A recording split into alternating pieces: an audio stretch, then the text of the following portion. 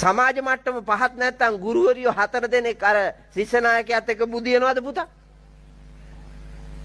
ඈ? නාලන්දේ ලංකාවේ තිබු රාජකීය විද්‍යාලයක්නේ ගෞරවණීය. මේ කියලා 4 දෙනා කෑවනේ බොලා. ඈ? තමන්ගේ දරුවා වාගේ සත් ආකල්පයෙන් අර දරුවාට ශිල්ප ශාස්ත්‍ර උගන්වන්න හිටපු මේ කියලා ඒකත් එක්කන් දීග ගියානේ සල්ලි වලට පෙරේතකම. ඒගොල්ල බණ ඉවර වුණාම කියන හාඳුරුව ගෑනුන්ට බැන්නලු නෑ ඒ කියලා වඩම්මගෙන ඇවිල්ලා පූජා පවත්වන්න ඕනේ. ගෑනු කොම එහෙම විකුණන එකක් නෙවෙයි. දැන් ගෑනු කොම විකුණනවා. අර රූපවාහිනිය බලන්නකො සබන් කෑල්ලක් පෙන්නුවත් ගෑණියෙක් වික්කා. යකඩයක් වික්කත් ගෑණියෙක් විකුණන්නේ. අර දඹුළු පාරේ ගහලා තියෙනවා කටවුට් එකක් 20යි 20 කටවුට් එක. ගෑණියා ටයර් එක උඩින් කකුල තියාගෙන ඉන්නවා. ඔව්. අර පැත්තෙන් එනේ උන්ට සිනමාව පේන්න. මොකද්ද මේ විකුණන්න හදන්නේ? ටයර් එක. ටයර් එක තමයි භාණ්ඩය. ප්‍රදර්ශනය කරන්නේ ගෑණිගේ කකුල. ඈ බොල සිව් මැලි ගෑණියෙක්ගේ කකුලයි ටයර් එකයි දෙක ගැලපෙනවද? කොහෙද මේ ලංකාව යන්නේ? කොහෙද මේ ගෑනුකම යන්නේ? කොහෙද මේ මව්කම යන්නේ? කොහෙද මේ බෞද්ධ දර්ශනය යන්නේ? කො බනහපුයෝ? එක තැනකවත් නැහැ පුතා. එක තැනකවත් නැහැ. එහින්ද භික්ෂු භික්ෂුණී උපාසක උපාසිකා සිව්වනක් පිරිසේම ඇත්තෝ අවදි වූ හිතින් ලෝකය දිහා බලලා නුවණින් විමර්ශනය කරලා මේ ලෝකේ යම් වස්තුවක් තියේද සබ්බදානං ධම්මදානං ජිනාති සියලු දානයන් පරාජය කොට පූජා කළ හැකි ශ්‍රේෂ්ඨතම වස්තුව ධර්ම දානය. වටිනාම වස්තුව ධර්මය. ඒකේ ප්‍රයෝජන ලැබෙන්නේ ප්‍රායෝගිකව ක්‍රියාවට නැංවීමෙන් පමණයි. නැත්තම් ප්‍රයෝජන හම්බෙන්නේ නැහැ. පින්නතුනේ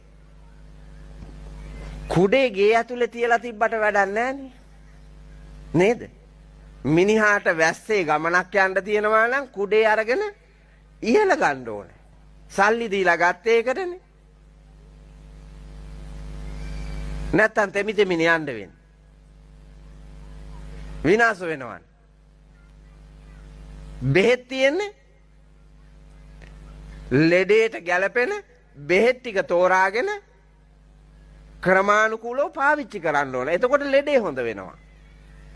මේ අනන්ත කර්ම රෝගයකින් ජීවිතේ ගෙවන අපි ඒ කර්මානුරූප භාවයේ නසා ගන්නට යහපත් වූ කුසල කර්මයන්හිම පිහිටලා පුණ්‍යවන්තයෙක් වෙන්න ඕනේ. ඒක ප්‍රායෝගිකව ක්‍රියා කරන්න ඕනේ. නැති බැරිකම් නැති කරගන්න නම් දිරිය ඇතුව වැඩ කරන්න ඕනේ. එතකොට නැතිකම නැති වෙන්නේ. කම්මැලිකමේ බුදිය ගත්තාම හැමදාම අස්වැසුම දීපියව් මේ මෙතන දේශපාලඥයෝ දෙතුන් දෙනෙක් හිටියා අලුත් ආණ්ඩුවේ. හිටියා නේද? කොයිද? කොහෙද ඉන්නේ? මුළු ගානේ ඉන්න එපා. උඹලා ඉස්සරහින් හිටපල්ලා. මුළු අසරින් ගන්න නම් දේශපාලනයට එන්න එපා. දැන් උඹලත් ඇවිල්ලා කරන්නේ අස්වැසුම අලුතෙන් දෙනවා. බොල හිඟන්නෝ හදලා හරියනවද රටේ? අස්වැසුම නැති කරන්න ඕන ටිකෙන් ටික දෙන්න නෙමෙයි. කම්මැලියෝ බෝ කරපු එක හිඟන්නෝ බෝ කරපු එක නැති කරන්න එපැයි. දිරියත් මොකටද නැගිටින්න බැරි? ඕනෑමෙකුට පුළුවන්. ඒකට දිරිය වඩන්න ඕන. වැඩ කරන්න සෙනග නැහැ. නිකන් හිතන්නකෝ අප්පච්චි කුඹුරක වැඩ කරන්න මිනිස්සු නැහනේ. හේනක වැඩ කරන්න මිනිස්සු නැහැ. එවුන් කොහෙද ඉන්නේ? එවුන් පාරේ. බංකු උඩ, ලෑලි උඩ, අම්මට බර වෙච්චි, තාත්තට බර වෙච්චි, රටට බර වෙච්චි කම්මැලි කුසීත જાතිය. එකෙක් වීල් එකේ බුදි අනිත් එක ඉස්සරහා ඉඳගෙන ඉන්නවා. දෙන්නම ෆෝන් එක ඔබෝබා ඉන්නවා. මේ වගේ කාපාලු 70ක් එක රටක් හැදුව හැකිද? ජනාධිපතිතුමාලාට කියාපල්ලා ගිහිල්ලා. ඔය මැති ඇමතියන්ට කියාපල්ලා උඹලා ගමේ බට්ටෝ. දේශපාලන ශේත්‍රයේ ඉන්න. මේම හදන්න බෑ. ඔච්චර කාලයක් අරගොල්ලෝ කරගෙන ආවෙත් එහෙම තමයි. කූපන් තිබ්බා, කූපන් ජනසවිය කෙරුවා, ජනසවිය සමෘද්ධිය කෙරුවා, සමෘද්ධිය දැන් අස්සසුම කෙරුවා. ඒ අස්සසුමම අලුතෙන් දෙනවලු 20000ක්ද කොහෙද? අලුත් හිඟන්නෝ අප්පච්චි. අස්සසුම ගන්න තරම් හිඟා කන්න වෙච්ච එකා ඉන්නේ මොකಾದ? මෙහෙ ඉන්නවද? ඈ බලාපන් අර ගලන වතුර. සරුසාර කෙත් වතු, උයම් වතු මෙව නිර්මාණය කරන්න එපා. ඇඟට හොර, හිතට හොර, පව් જાතියකට රටක් හදන්න බෑ. නැගිටින්න ඕන. බාණ්ඩකර උදේ පාන්දර නැගිටින මුස්ලිම් මිනිස්සු කට්ට කරුවලේ කඩේ අරින්නේ. රෑ 10ට 12ට කඩේ වහන්නේ. වලන් කටු හරි එකතු කරනවා තැන් තැන් වල ඇවිද. පොල් කටු, යකඩ කෑලි, ටකරන් කෑලි අපේව් ජරාව ගා ගන්න නම් බෑ. කුණු ගා ගන්න බෑ. මහ වස්සලයෝ જાතියක් පුතා. වස්සලයෝ જાතිය. මේ මිනිස්සුත් එක්ක රටවල් හදන්න පුළුවන් නම් මොනවා කරන්න බැරිද? මෙහෙම කම්මැලි කුසීත අයත් එක්ක. බුදුරජාණන් වහන්සේගේ ධර්මයේ පුරාම තියෙන්නේ උත්තාන විරියාදිගතේන බාහා බල පරිචිතේන සේදා වක්කිත්තේන ධම්මිකේන ධම්මලද්දේන භෝගේන. නොපසු බස්නා වීර්යෙන් දෑත දෙපය වැරවීරිය යොදවලා සේදා වක්කිත්තේන දාඩිය වැක්කරනකම් මහන්සි වෙලා ධාර්මික ක්‍රමයට ලෝකයට රිදෙන්නේ නැති වෙන්න, කාටවත් රිදෙන්නේ නැති වෙන්න, පරිසරයට හානියක් නැති වෙන්න, ආගමට, දහමට, ජාතියට, කුලයට, ගෝත්‍රයට, සංස්කෘතියට පළුද්දක් නොවෙන්න ශ්‍රේෂ්ඨ මිනිසෙකු ලෙස නිදහසේ හම්බ කරගන්නා උත්තමයා මෙලවත් දිනනවා, පරලොවත් දිනනවා. දුස්සීල ගති නවත්තලා හම්බ කරගත්තොත් 3000 මදිද පුතේ ජීවත් වෙන්න? වැඩිත් එක්ක දුස්සීල නරුම ගති අතාරින්න ඕන. අපේ වැඩි කොටසක් වියදම් වෙන්නේ මොනවටද? ඕන් නැති ඒවටනේ. ඉස්කෝලෙන් උගන්වනවා, ආණ්ඩුවෙන් පොත් අච්චු ගහලා දීලා තියෙනවා. ගෙදර දෙගුරුන් ඉන්නවා, ඉස්කෝලේ ගුරුවරු ඉන්නවා. ඒ ඉදි ළමයි කොහෙද ඉන්නේ? ළමයි ඉන්නේ පාරේ. අධ්‍යාපනයේ කඩවලින් ගන්න යනවා. කඩෙන් අධ්‍යාපනය ගන්න සල්ලි අම්මයි තාත්තයි හොරකම් කරනවා. වල්කම් කරලා හම්බ කරනවා. අර ගුරුවරිය දෙන්නට පඩියක් හම්බෙද්දි, බැඳලා ඉන්න මිනිස්සු දෙන්නටත් පඩියක් හම්බෙද්දි අර ශිෂ්‍ය නායකයාගේ සල්ලි අරගත්තේ ඇඟ විකුණලා. මොකටද මේ කුණු ශරීරයට සැප දෙන්නනේ වල් જાතිය. මම රජ්ජුරුව නම් ඕකිලා 4 දෙනාට කරන දේ දන්නවා. ඔව් අයබත් කන්නේ ලංකාවේ. ඒ තරම් වල් ගති. ඍජු ප්‍රතිපත්ති තියෙන්න ඕන රටක් හදන්න. ඍජු නායකත්වයක් තියෙන්න ඕන. නීති අකුරට ක්‍රියාත්මක කරන්න ඕන. ඒක තනක් නොතනක් බලන්න ඕනේ නැහැ. ස්ත්‍රී පුරුෂ ભેදයක් නැහැ නීතියට. ඒක සමානාත්මතාවයෙන් තියෙන්න ඕන. උඩ එකාට එක විදියක්, යට එකාට එක විදියක් නෙමෙයි. හැමෝටම එකක්. එහෙම නැත්තම් වැඩක් නැහැ. බුදුරජාණන් වහන්සේගේ දර්ශනය ඒක. සමානාත්මතාවය. රාජ්‍ය පාලනය ගැන කියද්දි කියනවනේ නේද?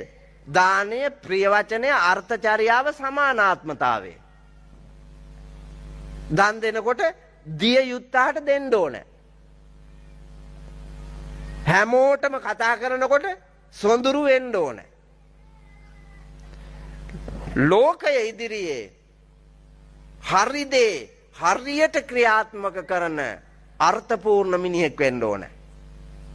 රටේ යම් රටවැසියෝ ප්‍රමාණයක්ද ඒ සියලු දෙනාටම සමානාත්මතාවයෙන් සංග්‍රහ කරන්න පාලකයෝ, පූජකයෝ, නායකයෝ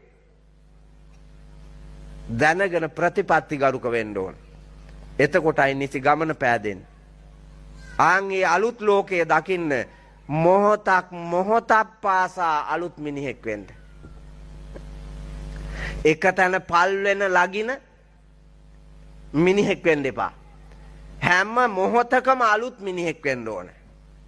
අලුත් දෙයක් දකින, අලුතින් වැඩක් කරන, කාලය මරන්න නැතුව ප්‍රයෝජනෙට ගන්න සත්පුරුෂයෙක් වෙන්න හැම වෙලාවෙම මාන්සි ගන්න. එතකොටයි පින්නතුනි දියුණු රටක දියුණු ජාතියක් හැටියට නැගිටින්න වාසනාව ලැබෙන්නේ. ඕනෑම ආගමක් දහමක් ක්‍රියාත්මක කරන්න බලන්නකො මයි පුතේ බුදුහාමුදුරුවෝ අපේ ශාස්ත්‍රූවරයා අවුරුදු 80 දී පිරිනිවන් පානවා.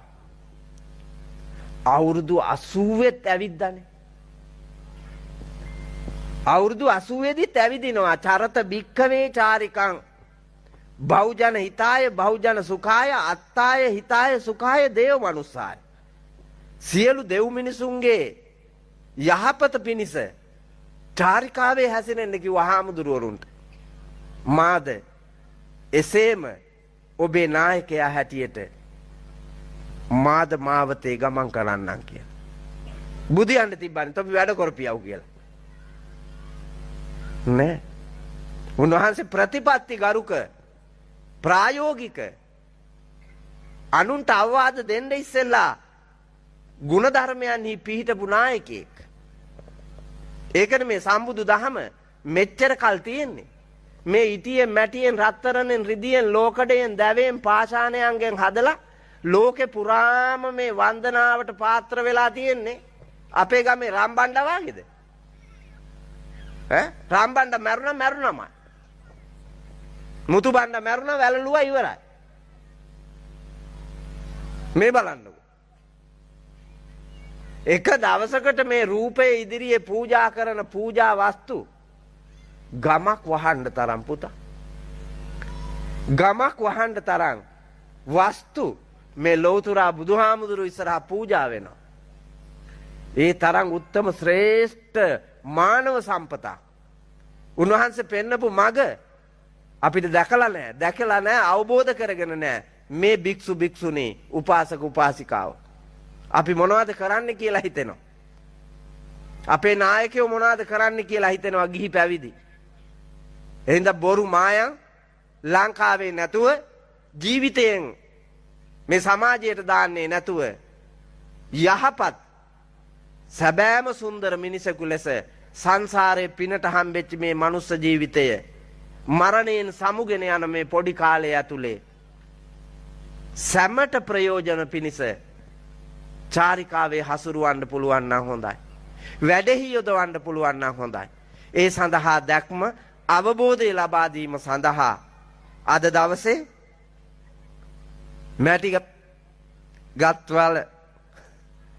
මැටිගත් වල ග්‍රාම වාසී නිගම වාසී ප්‍රදේශ වාසී ඔබට විහාරීය පරිසරයේ කරවන ලද මේ මනරම් දම් සභා මණ්ඩපයේ සිට පවත්වනු ලබන ධර්ම දානමය මහා පුණ්‍ය කර්මයේ බලය ආශිර්වාදයක් අවබෝධයක් හැටියට ජීවිතයට උපකාර වේවා වෙත්වා වෙම්වා කියන හැඟීමෙන් සාදු කියලා ප්‍රාර්ථනා කරමින් බණ අහන්න ලෑස්ති වෙන්න. පින්නතුනි මම මාතෘකා කරන්නට යෙදුනේ ලෞතුරා තථාගත බුදුරජාණන් වහන්සේ ශ්‍රේෂ්ඨ සුන්දර පින්වත් මිනිහෙක් ඉස්සරහ තියාගෙන භික්ෂු භික්ෂුණී උපාසක උපාසිකා සිව්වන පිරිසම අරබය පැහැදිලි කරන්නට යෙදුණු උතුම් ගාථා රත්නයක්.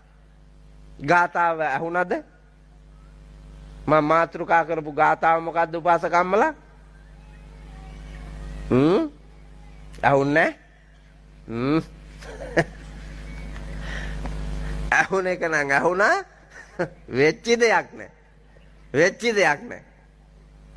උපාසකම්මලා නම් නාකි උන්දලගේ ස්නායු මැරිලා කියන්නකො. මේ හයි හත්තිය තියෙනව. මං ඕක ගත්තේ බෞද්ධයාගේ අත්පොතෙන්. ඔය ගාථාව බෞද්ධයාගේ අත්පොතෙන් ගත්තේ.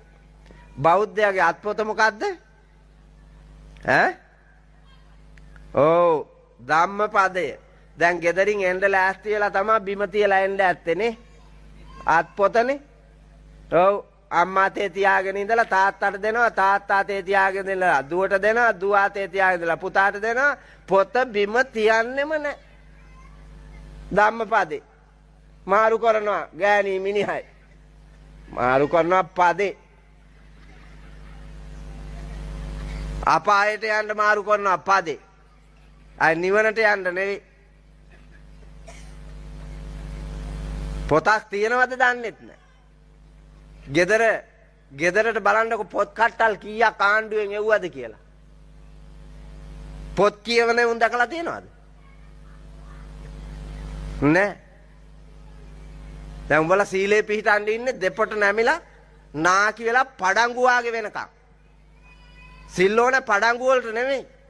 වැඩ කරන මිනිහාටනේ සිල් ඕන. වැඩ කරන මිනිහට තමයි සිල් ඕන. සිල් බින්දින්න නැතුව වැඩේ කරන්න. ජීවිතේට වෙරවඩන මිනිහාට සිල් ඕන. ජීවිතේ ශික්ෂණයක් බින්දෙන්නේ නැතුව ක්‍රියාවේ යොදවන්න. සැපසේ සුවසේ ආදර්ශ සම්පන්න මිනිහෙකුට සිල් ඕන. තවත් පරම්පරා දෙක තුනකට සීලේ වටිනාකම කියලා දෙන්න. එහෙම නැතුව නාකි රැලි වැටිච්චි දත් හැලිච්චි කෙස් පැහිච්චි මෙවුන්දලාට මොකටද හිතුණත් බින්දින්න බෑනේ බොලන්. දැන් හිතෙනවා මේ ගලාගෙන යන ගංගාවක් ළඟ වැටකෙයියා පඳුරක් ගාව අවුරුදු 18ක කොල්ලෙකුත් එක්කන් කුඩේ ඉහළගෙන ඒක යටට වෙලා සොඳුරු කතාවක් කියා ඉන්න කියලා මේ ගෑණියෙකුට හිතුණා. අර කොල්ලා දිහා බලාගෙන හිතුවට කොල්ල ඇවිල්ලා දන ගහලා අත්තම්මා කොහෙද යන්නේ? ආගියාගේ දුණු පඳුරු අස්සට බෑ. හිතුණත් බෑ සිල් බින්දින්න. ඇයි අපි නාකි? හිතෙන්නෙත් නෑ මැරිලා ස්නායු. හිතෙන්නෙත් නෑ මැරිලා. ඒක තමයි ඇත්ත. සිල්ලෝ නෑ. මේ නාකි අම්මලාට නෙමෙයි නාකි කිව්වේ නොහැකි හින්දා. මොනවද නොහැකි? හොඳ එව්වත් බෑ නරක එව්වත් බෑ. එතකොට ශික්ෂණය ඕන පුතේ. මේ ගැටෙන ලෝකය හොයාගෙන යන ආකර්ෂණීය වයසේ ඉන්න ශරීරයේ ඉන්ද්‍රියන් වේගයෙන් ක්‍රියාත්මක වන වයසේ ඉන්න ලදරු ගැටවර තරුණ මැදියම් වයසේ අයට. නමුත් අපි මොකද කරන්නේ? කන පිට පැත්ත. කන පිට. දුවලා කරන්න තියෙන පව් ටික ඔක්කොම කරලා ඇට්ට දිරලා හං ඇකිලිලා ස්නායු මැරිලා නහරවැල් වේලිලා මස් දිය වෙලා ඇස් කන වෙලා කම් බීරි වෙලා පැත්ත වැටුණාට පස්සේ සිල් ගන්න එනවා අප්පා. පැත්ත වැටුණාම සිල් ගන්න එනවා. එතකොට පුතේ අපායට කපලානේ පාර. එතකොට අපායට පාර කපලා. අර අල්ලපු ගමේ මනම්පේරි කරපු වැඩ ටික තරුණකම පාවිච්චි කරලා කෙරුවා. දැන් ඔක නාකි ලොක්කෙකුට පුළුවන්ද? බෑ. ඌට සිල් තිබ්බනම් මම මෙහෙම ඉස්සරහ තියාගෙන පැය දෙකක් කිව්වනේ. අහුවෙන්ද සතියකට අමාරකට උඩදී මෙහෙම ඉස්සරහ තියාගෙන පැය දෙකක් කිව්වා. මේක හිටියේ ජෝතිය ජටිල මෙන්ඩක පූර්ණවර්ධන මහසිතානෝ වාගේ ඔහොම හිටියා. අතේ තිබ්බ බේස්ලට් එක ගරුණෙක් විතර ඇති. අමාරුවක් ඇයි? කොල්ල මරන්න කුඩු වික්කා මේක ගත්තා. මුන්ට සාප වෙනවනේ අප්පා. මිහි පිට ඇඟිලි ඔක්කොගෙම මුදු. කරට දාලා තිබ්බ චේන් එක ලනු පොටක් වාගේ දිග. දැන් මහදන සිටානෝ ප්‍රාතිහාර්ය පානව ඇති. අර පැය දෙකක් කියාපු බණ අහලා එදා නැවැත්තුවා නම් කොච්චර වටීද?